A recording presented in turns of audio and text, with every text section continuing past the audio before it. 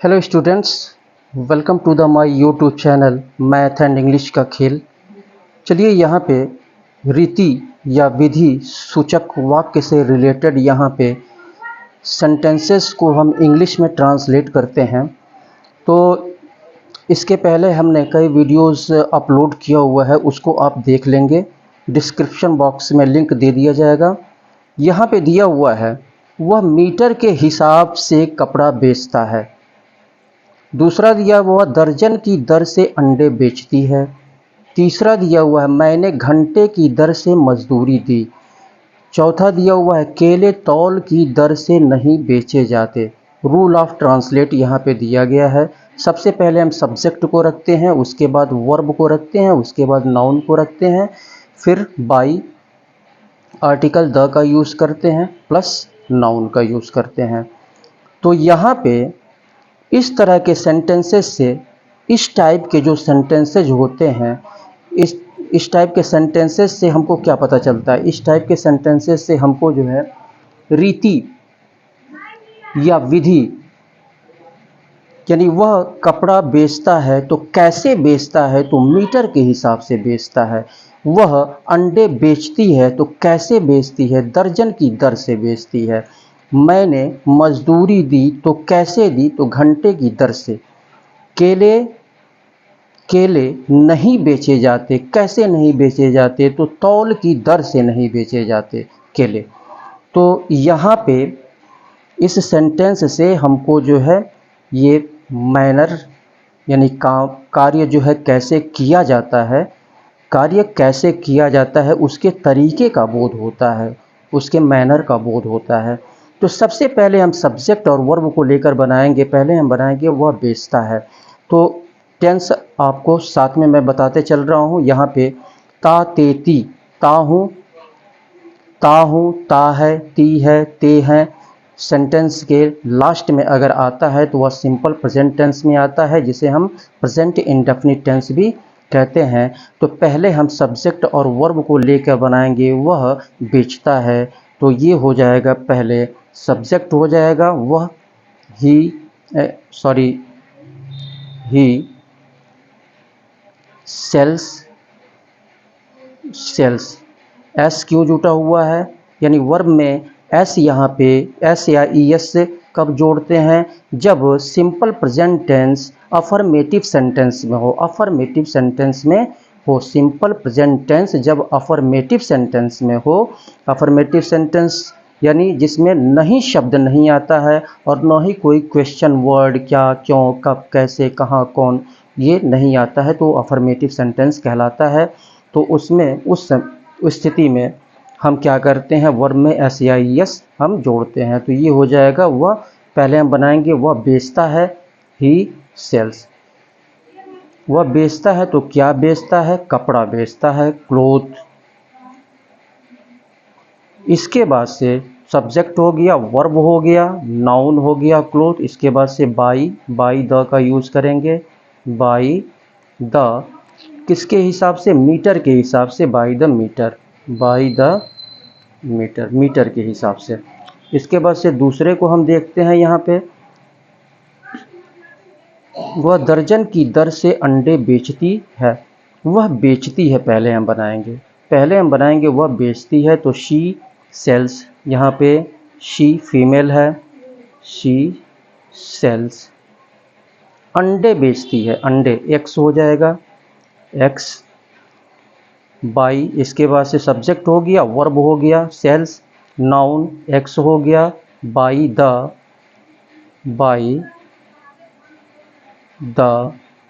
दर्जन यानी dozen, by the dozen. इसके बाद से थर्ड को हम बनाते हैं, मैंने घंटे की दर से मजदूरी दी। तो पहले हम बनाएंगे मैंने दी। अब यहाँ पे दी आया हुआ है, मैंने दिया या मैंने दी, दिया या दी। तो किसी भी सेंटेंस का अंत जब या ई ए से होता है तो वह सिंपल पास्ट टेंस होता है, और सिंपल पास्ट टेंस का ये अफर्मेटिव सेंटेंस है। सिंपल पास्ट टेंस के अफर्मेटिव सेंटेंस में हम वर्ब के सेकंड फॉर्म का यूज़ करते हैं, वर्ब के सेकंड फॉर्म का यूज़ करते हैं। तो आई पैड हो जाएगा, पे का सेकंड फॉर्म पैड हो जाएगा, आई पैड, आई पैड। मैंने दी क्या दी, मजदूरी, वेजेस, वेजेस घंटे की दर से, by the, by by the hour, घंटे की दर से, बाई द आवर, घंटे की दर से। तो इसके बाद से यहाँ पे 4 को देखते हैं, केले तौल की दर से नहीं बेचे जाते। अब यहाँ पे ये पैसिव वॉइस में है, ये सेंटेंस जो है पैसिव वॉइस में है। तो पैसिव वॉइस में ये केले तौल की दर से नहीं बेचे जाते या नहीं बेचे जाते हैं, तो ये पैसिव वॉइस में है। ता है, ती है, ता हूँ, ते हैं। पैसिव वॉइस के अंत में जब आता है तो इसको हम जो है कैसे बनाते हैं, बनानाज, ये बनानाज ये प्लूरल हो जाएगा और इसके साथ हम आर का यूज़ करेंगे। पैसिव वॉइस में आर का यूज़ करेंगे, bananas are not, are not. और वर्ब के थर्ड फॉर्म का यूज़ हम करते हैं पैसिव वॉइस में। तो ये हो जाएगा 4, बनानाज आर नॉट सोल्ड,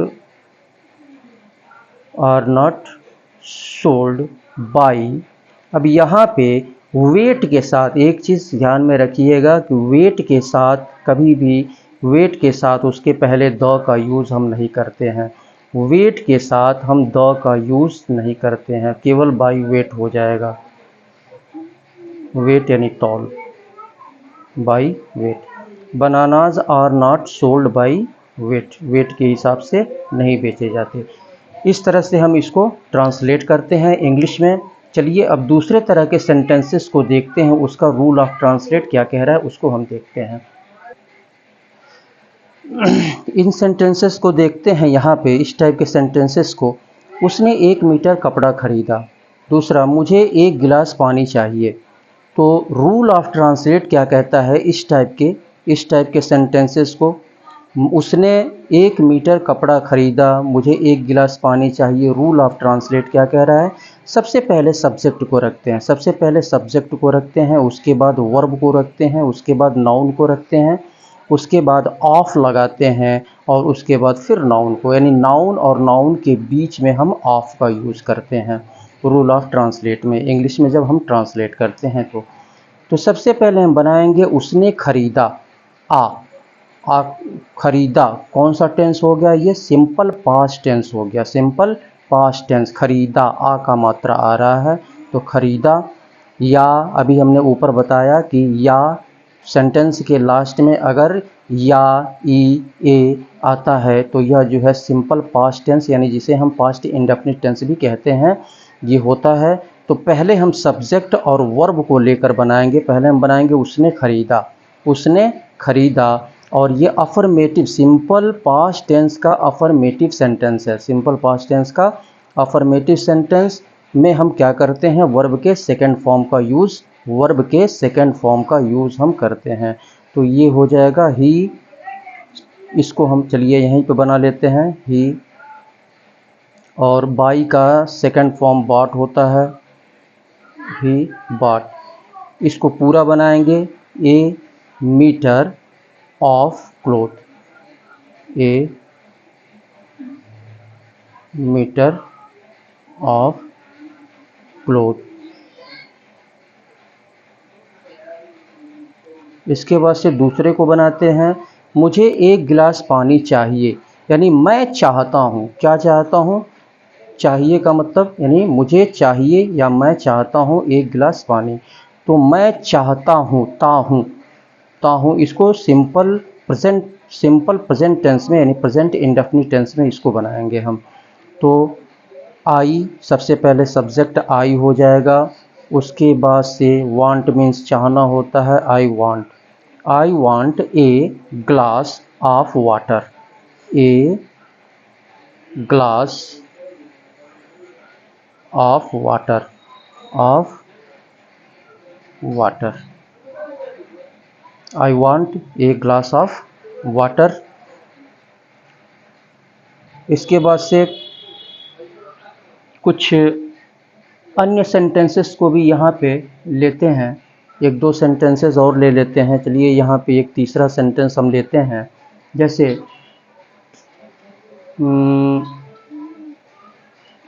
उसे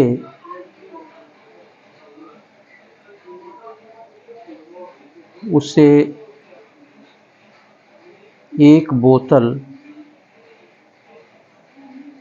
दूध चाहिए। उसे एक बोतल दूध चाहिए। तो पहले हम बनाएंगे, यानी वह चाहता है, क्या चाहता है, तो एक बोतल दूध चाहता है। तो इसको भी हम क्या करेंगे, सिंपल प्रेजेंट टेंस में बनाएंगे, यानी प्रेजेंट इंडेफिनिट टेंस जिसको कहते हैं। तो वह चाहता है, ही वांट मीन्स चाहना, और अफर्मेटिव सेंटेंस में ही, शी, इट और सिंगुलर नाउन के साथ हम क्या करते हैं, ही, शी, इट और सिंगुलर नाउन के साथ हम वर्ब में एस या ईएस हम ऐड करते हैं, एस जोड़ देंगे। He wants A bottle of milk हो जाएगा, noun of noun, A bottle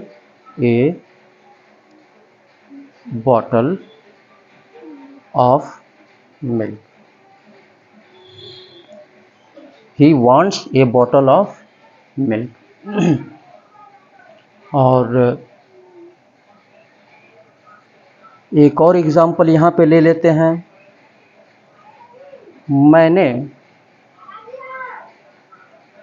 मैंने 1 टन गेहूँ बेचा।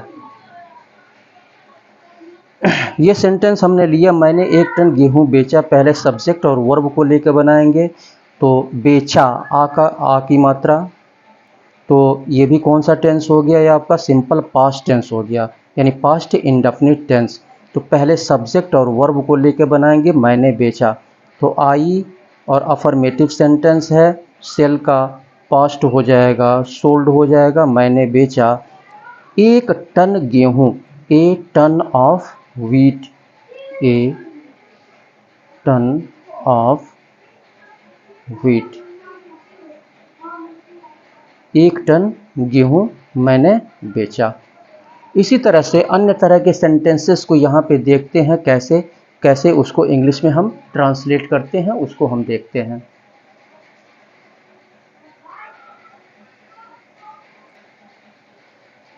इन सेंटेंसेस को ध्यानपूर्वक देखें। अब यहाँ पे इसके पहले जो हमने बताया, ठीक है, तो यहाँ पर भी वही रूल, इसके पहले वाला रूल ही लागू होगा, लेकिन यहाँ पे केवल हम क्या करेंगे, इसमें FUL यानी फुल हम क्या करेंगे, ऐड कर देंगे।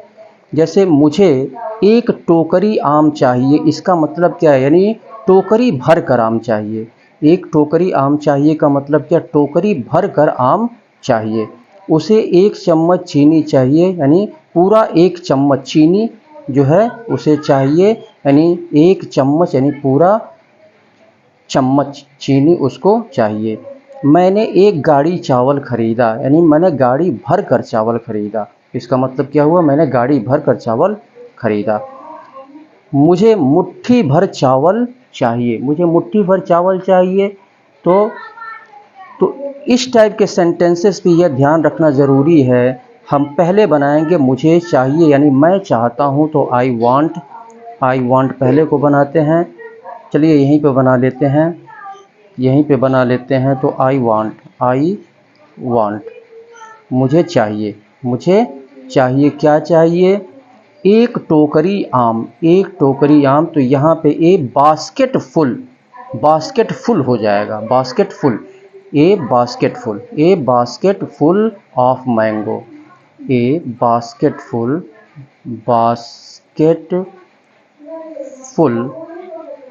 Of mango. Full, FUL, full इसमें जुड़ जाएगा। इसी तरह से इसको हम बनाते हैं, उसे चीनी चाहिए, यानी उसे चाहिए। तो यहाँ पे उसे से यह पता नहीं चलता कि यह फीमेल के लिए आया है कि मेल के लिए आया है। तो यहाँ पे शी का भी यूज कर सकते हैं और ही का भी यूज हम कर सकते हैं। चलिए शी का यूज कर लेते हैं। शी वांट्स हो जाएगा, she wants A spoonful, spoon में चम्मच होता है, तो spoonful, A spoonful of sugar, A spoonful of sugar, A spoonful of sugar. मैंने एक गाड़ी चावल खरीदा। पहले बनाएंगे मैंने खरीदा, तो खरीदा आ का मात्रा है इसमें, तो ये सिंपल पास्ट टेंस हो गया। सिंपल पास्ट टेंस का अफर्मेटिव सेंटेंस है। पहले बनाएंगे सब्जेक्ट और वर्ब को लेकर। पहले बनाएंगे मैंने खरीदा, मैंने खरीदा, तो मैंने खरीदा आई, और खरीदना का बाई होता है और अफर्मेटिव सेंटेंस है तो सेकंड फॉर्म लग जाएगा, बॉट हो जाएगा, बाई का बॉट हो जाएगा, आई बॉट, आई बॉट। मैंने खरीदा, क्या खरीदा? एक गाड़ी चावल, यानी गाड़ी भर कर चावल। तो ये कार्ट लोड, कार्ट लोड होगा, यहाँ पे क्या होगा? Cart load, a cart load, cart load यहाँ पे लगाएंगे, a cart load of rice, a cart load of rice. मुझे मुट्ठी भर चावल चाहिए, यानी मैं चाहता हूँ, तो मुट्ठी भर चावल, तो पहले हम बनाएंगे मुझे चाहिए, मुझे चाहिए, तो ये हो जाएगा आई वांट, आई वांट, मुझे चाहिए। A handful of rice, handful, a handful, handful of rice, a handful of rice. तो इस तरह से ऐसे सेंटेंसेस पे यह ध्यान देने की आवश्यकता है। बास्केटफुल, स्पूनफुल, कार्ट लोड, हैंडफुल, इस तरह से हम इसको बनाते हैं। चलिए अब दूसरे टाइप के सेंटेंसेस को हम देखते हैं कि उसको कैसे हम इंग्लिश में ट्रांसलेट करते हैं। चलिए इस टाइप के सेंटेंसेस को हम देखते हैं। इस बच्चे का वजन 9 पाउंड है। दूसरा दिया है इस बक्से का वजन 1 टन है। तीसरा मेरा वजन 90 किलोग्राम है। तो रूल ऑफ ट्रांसलेट क्या कहता है? सबसे पहले सब्जेक्ट को रखेंगे, सबसे पहले सब्जेक्ट को रखेंगे, उसके बाद वर्ब को रखेंगे, उसके बाद वर्ब को रखेंगे, वर्ब यानी वेट, वेट को रखेंगे, या तो वेट को हम रखें या फिर इज, एम, आर सब्जेक्ट के अनुसार हम रखेंगे। उसके बाद नाउन यानी जो वेट दिया हुआ है उसको हम रखेंगे। तो सबसे पहले हम बनाएंगे इस बच्चे का वजन 9 पाउंड है, यानी यह बच्चा, यह बच्चा, ऐसे भी हम बना सकते हैं, यह बच्चा है 9 पाउंड का, यह बच्चा है, यह बच्चा, दिस बेबी, दिस पहले को हम बनाते हैं तो this baby, this baby is, this baby is 9 pounds, 9 pounds, 9 pounds. दूसरे तरीके से हम कैसे बना सकते हैं? दूसरे तरीके से हम ऐसे बना सकते हैं इसी को, दिस बेबी, दिस बेबी, यहाँ पे वैक्स लगाएंगे, वैक्स, या तो इज एम आर का यूज़ करेंगे या फिर वेट का यूज़ करेंगे। तो ये दिस बेबी, ये वेट हो जाएगा, और 9 पाउंड्स, 9 पाउंड्स, 9 पाउंड्स। इसी तरह से इसको हम बनाते हैं, इस बक्से का वजन 1 टन है, इस बक्से का वजन। दूसरा this box is, this box, this box is, कितना वजन है इस बक्से का? वजन 1 टन है। This box is 1 ton, 1 ton. या इसको ऐसे भी बना सकते हैं, this box, this box weighs, weighs 1 ton, 1 ton.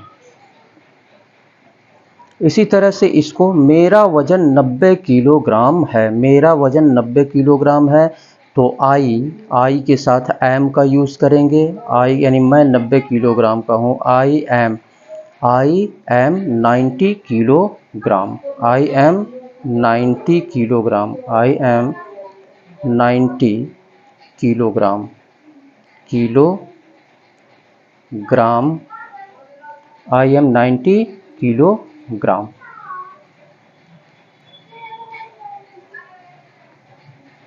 I am 90 kilogram, या ऐसे भी करके हम बना सकते हैं आई वेट 90 किलोग्राम। 90 किलोग्राम। इस तरह से हम बनाते हैं। अब चलिए दूसरे तरह के सेंटेंसेस को देखते हैं, उस रूल ऑफ ट्रांसलेट क्या कहता है, उसको हम कैसे बनाते हैं उसको हम देखते हैं। चलिए इस टाइप के सेंटेंसेस को देखते हैं। यहाँ पे दिया हुआ है वह 5 फुट 6 इंच लंबी है, यह नदी 100 किलोमीटर लंबी है। तो रूल ऑफ ट्रांसलेट क्या कहता है, सबसे पहले सब्जेक्ट को रखेंगे, उसके बाद से सब्जेक्ट के अनुसार हम जो है एम इज़ आर का यूज़ करेंगे, प्लस उसके बाद से साइज़ दिया हुआ है तो साइज़ को रखेंगे, मेज़रमेंट दिया हुआ है तो मेज़रमेंट को हम रखेंगे। तो पहले हम बनाएंगे वह 5 फुट 6 इंच लंबी है। पहले हम बनाएंगे वह है, तो चलिए यहीं पे बना लेते हैं। तो ये शी इज़ वह है। 5 फुट यानी 5 फीट 5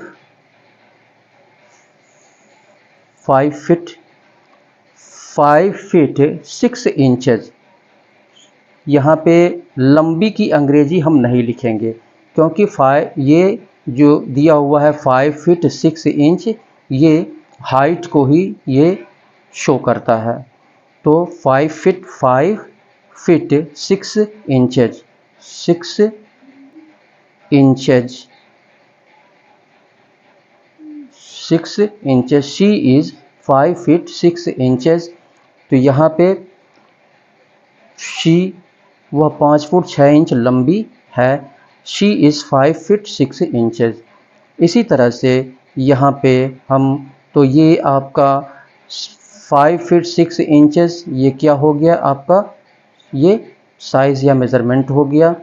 इसके बाद से इसको बनाते हैं, यह नदी 100 किलोमीटर लंबी है। तो दिस रिवर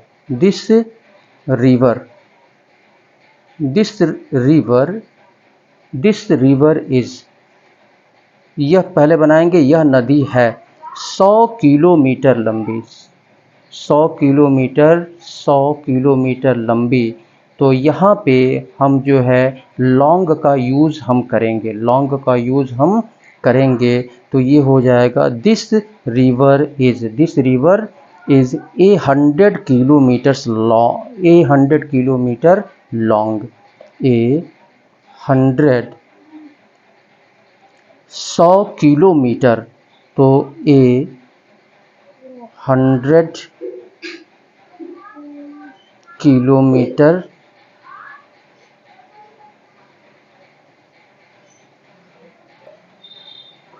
किलोमीटर लॉन्ग हो जाएगा, लॉन्ग।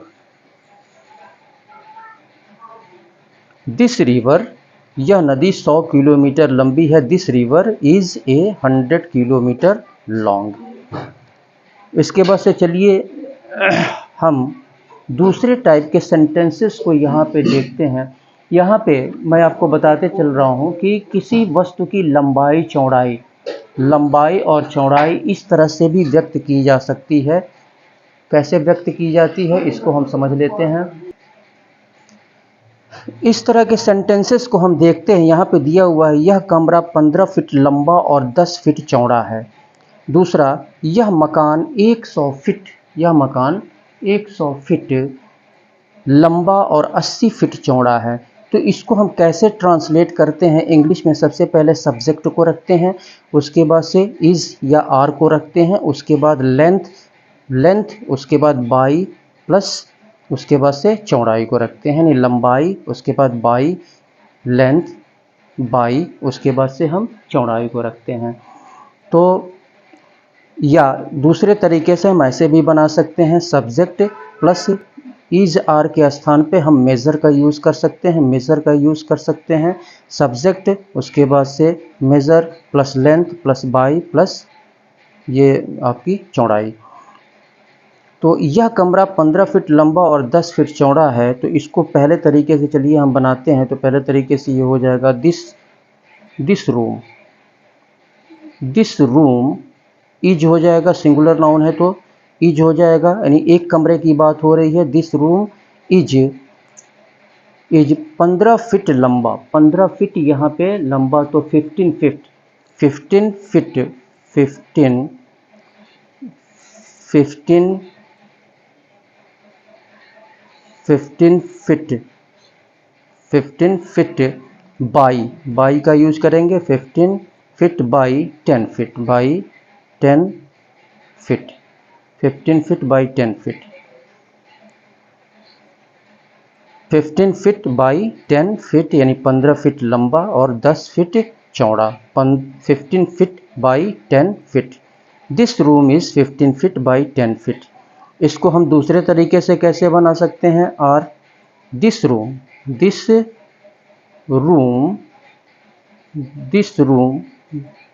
सिंगुलर नाउन है तो मेजर्स हो जाएगा। इज के स्थान पे हम ऐसे भी बना सकते हैं, मेजर्स 15 फीट बाई 10 फीट। दूसरे को हम बनाते, यह मकान 100 फीट लंबा और 80 फीट चौड़ा है। तो यह मकान दूसरे को हम बनाते हैं तो दूसरा हो जाएगा this house is a 100 feet this house is a 100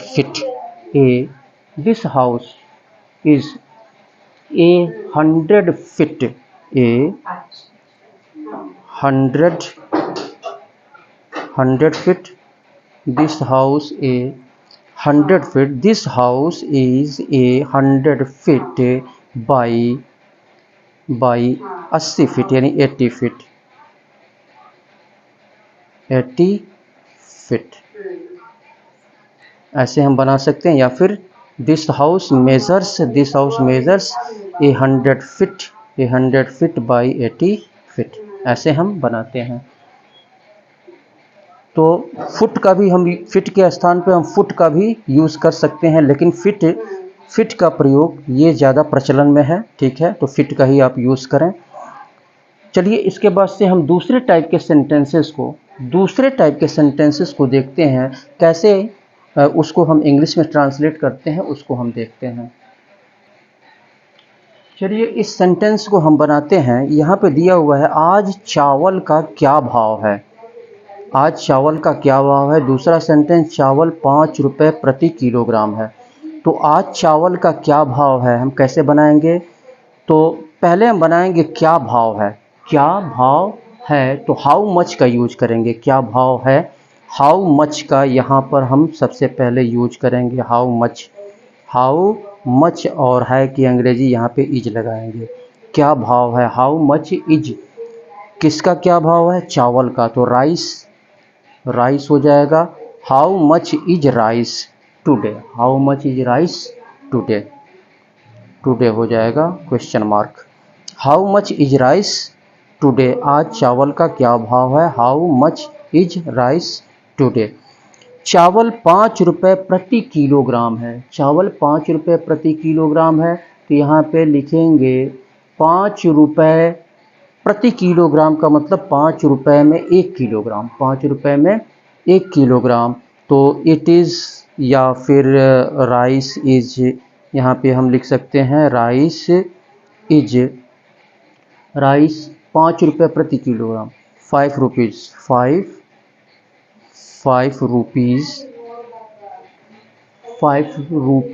ए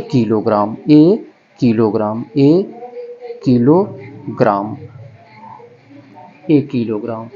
इसी तरह से कुछ और सेंटेंसेस को, एक और सेंटेंस को यहाँ पे लेते हैं। इस कलम की कीमत क्या है? इस कलम की कीमत क्या है? इस कलम की कीमत क्या है? इस कलम की कीमत क्या है? तो इस कलम की कीमत क्या है, हम क्या बनाएंगे इसको?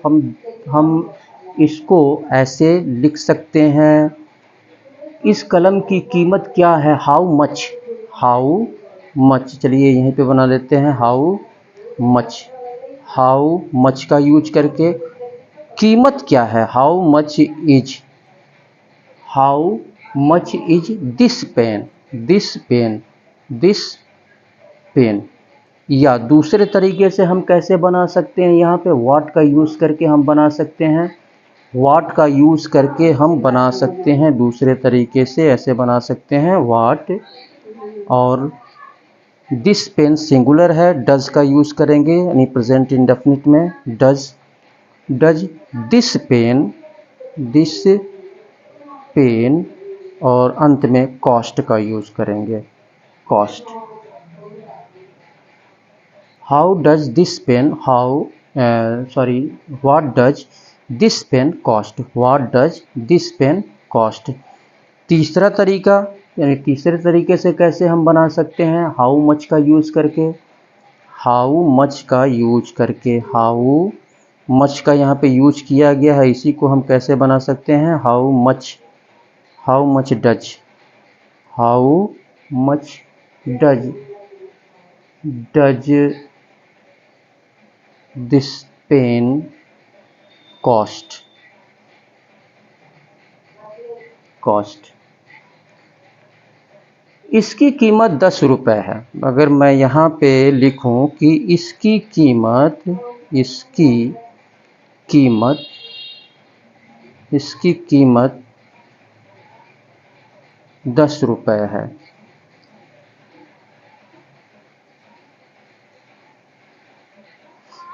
इसकी कीमत 10 रुपये है, इसकी कीमत 10 रुपये है, तो इसको हम क्या लिख सकते हैं, इट इज़ 10 रुपीज़। ट्रांसलेट इसको करेंगे तो it is 10 rupees, it is 10 rupees. या हम इसको ऐसे भी बना सकते हैं, it costs, costs 10 rupees, 10 rupees. ऐसे हम बनाते हैं, इसकी कीमत 10 रुपये है, it is 10 rupees, it is 10 rupees. या it costs 10 rupees, it costs 10 rupees, इसकी कीमत 10 रुपये है। इसके बाद से हम दूसरे तरह के सेंटेंसेस को यहाँ पे देखते हैं। इन सेंटेंसेस को यहाँ पर हम देखते हैं, इन सेंटेंसेस को चावल 5 रुपये प्रति किलोग्राम मिलता है। दूसरा है मछली 20 रुपये प्रति किलोग्राम बिकती है। मैंने 10 रुपये में 1 किलोग्राम सेब खरीदा। वह 500 रुपये में एक अंगूठी खरीदी। रूल ऑफ ट्रांसलेट्स, पहले सब्जेक्ट, उसके बाद से वर्ब, उसके बाद से एट, उसके बाद से अमाउंट, अमाउंट का यूज़ करते हैं, उसके बाद से ए या पर प्लस वेट का यूज़ करते हैं। और फिर दूसरा तरीका ये, पहले सब्जेक्ट का यूज़ करते हैं, उसके बाद से वर्ब का यूज़ करते हैं, ऑब्जेक्ट आता है तो ऑब्जेक्ट का यूज़ करते हैं, प्लस फॉर, उसके बाद से अमाउंट का यूज़ करते हैं। जैसे चावल 5 रुपये प्रति किलोग्राम मिलता है, या चावल 5 रुपये, ऐसे भी कह सकते हैं चावल 5 रुपये प्रति किलोग्राम बिकता है। तो चावल 5 रुपये प्रति किलोग्राम मिलता है या चावल 5 रुपये प्रति किलोग्राम बिकता है, बात एक ही हुई। तो यहाँ पे सबसे पहले हम सब्जेक्ट को रखेंगे, सबसे पहले सब्जेक्ट को, यानी बिकता है, यहाँ मिलता है से मतलब क्या, यानी चावल बिकता है। तो यहाँ पे पहले को हम बनाते हैं, चावल बिकता है तो rice, rice sells, rice sells, rice sells हो जाएगा 5 रुपये प्रति किलोग्राम। तो ऐट का यूज़ करेंगे, at 5 rupees, at 5 rupees, at 5 rupees per kilogram, per kilo, a का भी 1 किलोग्राम यानी ए का भी यूज़ कर सकते हैं या ए के स्थान पे हम पर का भी यूज़ कर सकते हैं, पर किलोग्राम। तो rice sales eight 5 rupees per kilogram या 1 किलोग्राम। इसी तरह से दूसरे को हम बनाते हैं, यहाँ पे मछली 20 रुपये प्रति किलोग्राम बिकती है या मिलती है। तो मछली यानी फ़िश, यहाँ पे हो जाएगा फ़िश सेल्स, फ़िश सेल्स यानी बिकती है, fish sells at 20 rupees, at 20 rupees, 20 rupees per kilogram, 20 rupees per kilogram या 1 kilogram, per kilogram, per kilogram. इसी तरह से तीसरे को हम देखते हैं, मैंने 10 रुपये में 1 किलोग्राम सेब खरीदा। तो इसमें पहले इस हम सब्जेक्ट और वर्ब को लेकर बनाएंगे। मैंने खरीदा, कौन सा टेंस हो गया ये? तो ये आपका पास्ट इंडेफिनिट टेंस यानी जिसे हम सिंपल पास्ट टेंस भी कहते हैं। तो खरीदा अफर्मेटिव सेंटेंस है, तो वर्ब के सेकंड फॉर्म का यूज़ होगा यहाँ पे। मैंने खरीदा, I bot, I bought, I bought. इसमें ऑब्जेक्ट भी है, मैंने खरीदा तो क्या खरीदा? तो सेब खरीदा, I bought apples, I bought apples, I bought apples. 10 रुपये में 1 किलोग्राम, 10 रुपये में 1 kilogram, at 10 rupees, at 10 rupees, at 10 rupees per kilogram, per kilogram, per kilogram. इसके बाद से 4 को देखते हैं, 4 को। तो 4 को हम कैसे बनाएंगे? वह 500 रुपये में 1 अंगूठी खरीदी। अब यहाँ पे किलोग्राम समाप्त हो गया, पर किलोग्राम यहाँ पे समाप्त हो गया। तो इसको हम दूसरे तरीके से ऐसे हम बनाएंगे, subject verb object for amount. तो पहले हम बनाएंगे वह खरीदी, ये भी सिंपल पास्ट टेंस है। तो शी बॉट, शी, और बाई का सेकंड फॉर्म बॉट हो जाएगा, second form she bought a ring, a ring, ring. उसके बाद से सब्जेक्ट हो गया, वर्ब हो गया, ऑब्जेक्ट हो गया, फॉर का यूज़ करेंगे, for 500 rupees, for 500 rupees, 100 rupees. वह 500 रुपये में 1 अंगूठी खरीदी। She bought a ring for 500 rupees. अब दूसरे तरह के सेंटेंसेस को हम यहाँ पे देखते हैं, उसको इंग्लिश में कैसे ट्रांसलेट करेंगे। इस सेंटेंस को हम देखते हैं, ये दिया हुआ है, यहाँ से बस पड़ाव कितनी दूर है? यह बस पड़ाव 1 किलोमीटर है। तो यहाँ से बस पड़ाव कितनी दूर है? सबसे पहले सब्जेक्ट को रखते हैं, यहाँ से बस पड़ाव सब्जेक्ट। अभी यहाँ पे कितनी दूर है, कितनी दूर है, तो ये इंटरोगेटिव सेंटेंस है। ये क्या है? इंटरोगेटिव सेंटेंस है। तो पहले हम इस टाइप के सेंटेंसेस को सबसे पहले हम सब्जेक्ट रखते हैं, उसके बाद से इज रखते हैं, उसके बाद से डिस्टेंस को रखते हैं। लेकिन इसमें सबसे पहले हम बनाएंगे हाउ, और फार मीन्स दूर होता है, हाउ फार यानी कितनी दूर है, कितनी दूर है, हाउ फार यानी कितनी दूर है पहले हम बनाएंगे। तो ये हम बनाएंगे how far, how far is, कितनी दूर पहले हम बनाएंगे, कितनी दूर है, कितनी दूर है, क्या कितनी दूर है, कितनी दूर है। इसके बाद से हम इट का प्रयोग करेंगे, यहाँ पर इट यानी यह बस पड़ाव से कितनी दूर है। तो it to the bus stop, to the bus stop, to the bus stop.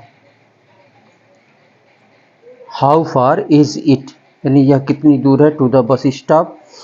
Bus stop यहाँ से कितनी दूर है, बस स्टॉप यहाँ से कितनी दूर है। तो यह बस पड़ाव 1 किलोमीटर है, तो यहाँ पे बनाएंगे इट इज़, इसको हम बनाएंगे it is just, it is, यह है it is just, it is just, it is just 1 kilometre, 1 kilometre, just 1 kilometre, kilometre, it is just 1 kilometre, यह 1 किलोमीटर है। यह बस पड़ाव या यह 1 किलोमीटर है, ऐसे हम बोल सकते हैं। या यह बस पड़ाव, दिस बस स्टॉप, यह बस पड़ाव 1 किलोमीटर है, या बस पड़ाव 1 किलोमीटर है, तो bus stop is just 1 kilometre, bus stop is just 1 kilometre, ऐसे हम बना सकते हैं। या यह 1 किलोमीटर है, यह 1 किलोमीटर है, तो इट इज़ जस्ट 1 किलोमीटर। एक और सेंटेंस हम यहाँ पे लेते हैं, चलिए एक और सेंटेंस यहाँ पे ले लेते हैं, तीसरा सेंटेंस यहाँ पे ले लेते हैं। यहाँ से तेरा गांव कितनी दूर है? यहाँ से तेरा गांव कितनी दूर है? तो how far is it, how far is it, how far कितनी दूर, FAR फार, FOR नहीं, FAR, how far, how far is it, how far is it, how far is it to your village, to your village, to your village. इसके बाद से एक और sentence यहाँ पे लेते हैं कि यह बहुत दूर नहीं है। यह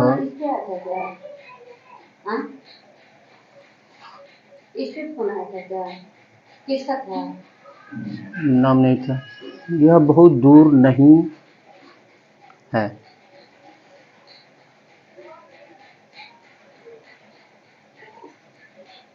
यह बहुत दूर नहीं है, तो क्या हो जाएगा यहाँ पे? इट इज नॉट, यह नहीं है, इट इज नॉट, यह नहीं है, it is not for, FAR for of, यह दूर नहीं है, फार ऑफ। इस तरह से सेंटेंस को हम बनाते हैं।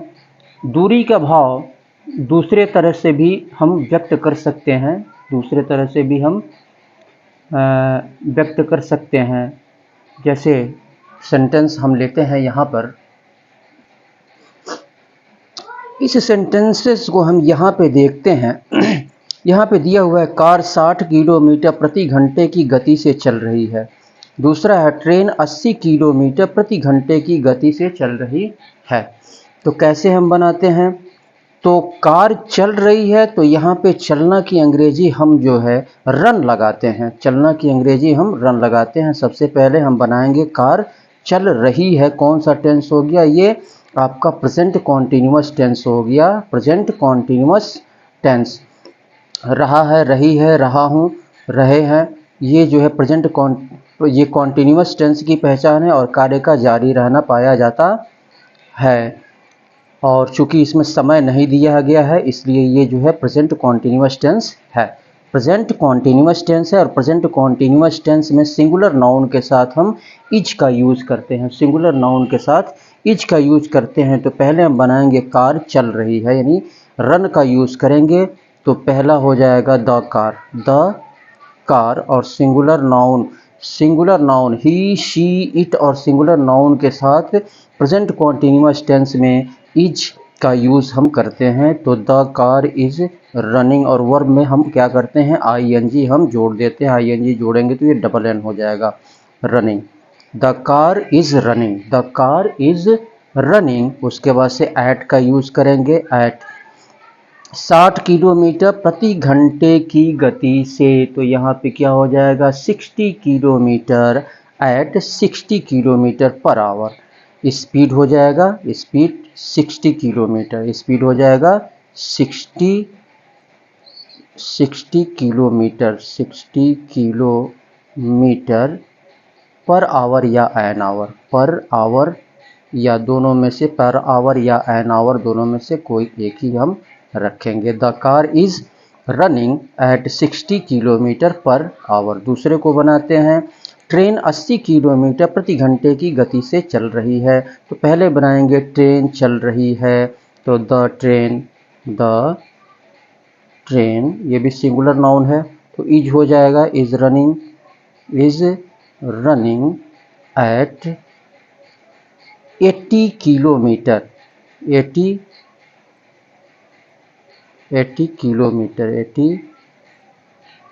किलोमीटर पर आवर या एन आवर, दोनों में से कोई एक ही लगाएंगे, पर आवर या एन आवर।